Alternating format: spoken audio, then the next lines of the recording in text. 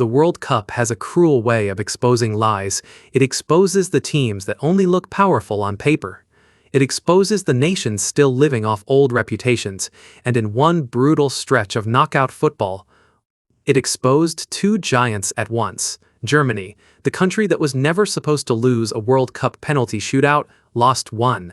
The Netherlands, a team that always seems to carry beauty, talent, and heartbreak in the same orange shirt, collapsed from the spot again. Two famous football nations, two penalty shootouts, two painful exits, and one message now echoing through the entire tournament: history will not save you anymore. Not the badge, not the stars, not the old myths. At World Cup 2026, if you cannot survive the moment will bury you. For decades, Germany were the team nobody wanted to face when a match reached penalties. Other countries panicked. Germany executed. Other players trembled. Germany looked cold, calm, and almost mechanical. Their reputation from 12 yards was not just a statistic, it was part of their identity. At the World Cup, they had won every shootout they played. They had scored penalty after penalty for decades. The image of the white shirt, the eagle on the chest, and the emotionless walk to the spot was enough to make opponents feel beaten before the kick was even taken.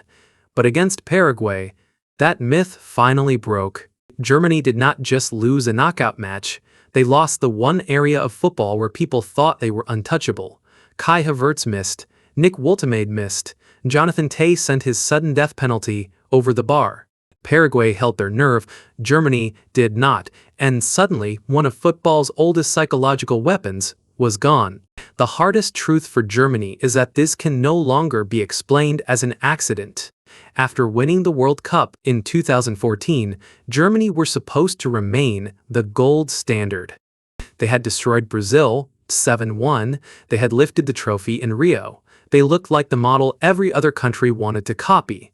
But since then, the decline has become impossible to ignore. They crashed out in the group stage in 2018. They crashed out again in 2022, and now, in 2026, they have fallen early once more. That is no longer bad luck, that is a pattern.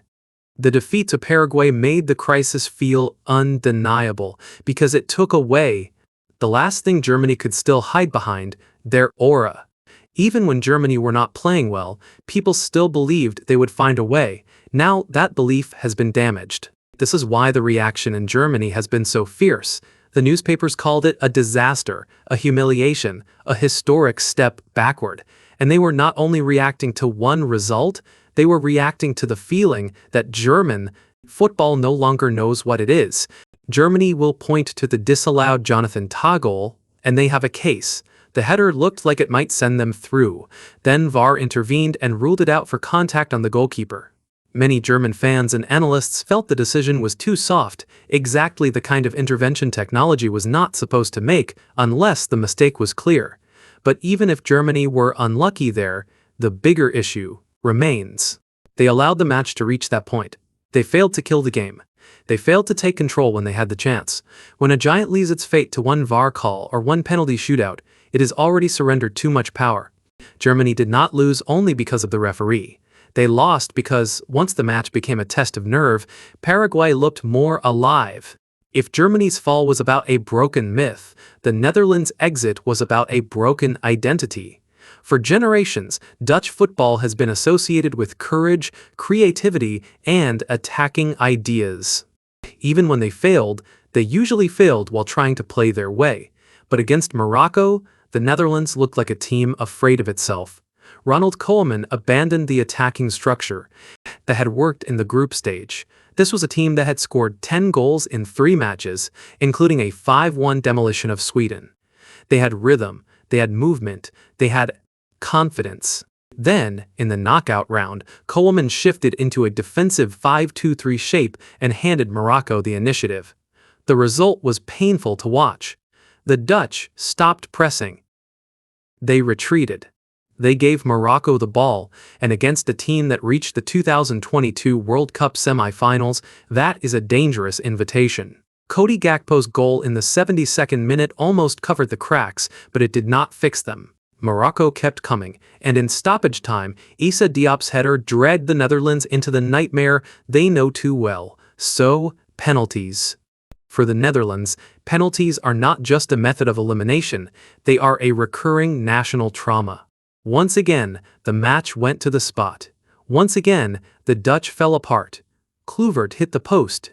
Timber dragged his effort wide. Somerville saw his shot saved by Yassine Bontu. Even when Morocco gave them hope by missing, the Netherlands could not take it.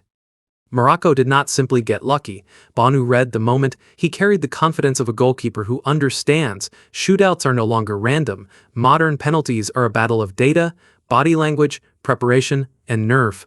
Goalkeepers study run-ups, angles, habits, and tiny details. By the time the taker reaches the ball, the duel has already started. That is why the old idea that penalties are only a lottery feels outdated. At this World Cup, shootouts are becoming a different sport inside the sport, and the teams that prepare for them better are surviving. This is the warning for Argentina, Brazil, France, England, Spain, and Portugal. Reputation does not win knockout games. Possession does not guarantee survival. A stronger squad does not matter if you cannot finish the match before the pressure takes over. In the group stage, there is room to recover. In the knockouts, one mistake can erase 4 years. Portugal should be worried because inconsistency is dangerous now. France should be careful because even the best attack can be undone by one defensive gap. Spain must know that control without penetration can become a trap. England have the depth, but they also know what penalty pressure can do. Argentina may look calmer than most, but even the champions understand that overconfidence is poison. Germany and the Netherlands did not play like terrible teams. That is the scary part. They were simply not sharp enough, not brave enough, not ruthless enough when the match demanded it. At this level, that is enough to go home. World Cup 2026 has changed the atmosphere completely. The knockout stage has barely begun, and already the feeling of safety around the big nations is gone. The smaller teams are organized, fearless, and ready to drag giants into uncomfortable games. The goalkeepers are prepared. The underdogs have data. The pressure is heavier on the favorites than ever before. From this point forward, the tournament is no longer about who has the biggest names. It is about who can survive the worst moments. Who can stay calm when the match turns ugly. Who can score when the chance finally comes. Who can walk to the penalty spot without carrying the weight of history on their back. Germany could not, the Netherlands could not, and now every giant left has been warned. So here's the question. Are Germany and the Netherlands just two shocking exceptions, or are we watching the beginning of a World Cup where every giant is vulnerable? Which favorite should be most worried after these penalty disasters? Portugal, England, France, Spain, Brazil, Argentina? Drop your take below, because from now on, every knockout match feels like a trap. At World Cup 2026, the badge no longer protects you, the past no longer saves you, and the penalty spot may be the most dangerous place on earth.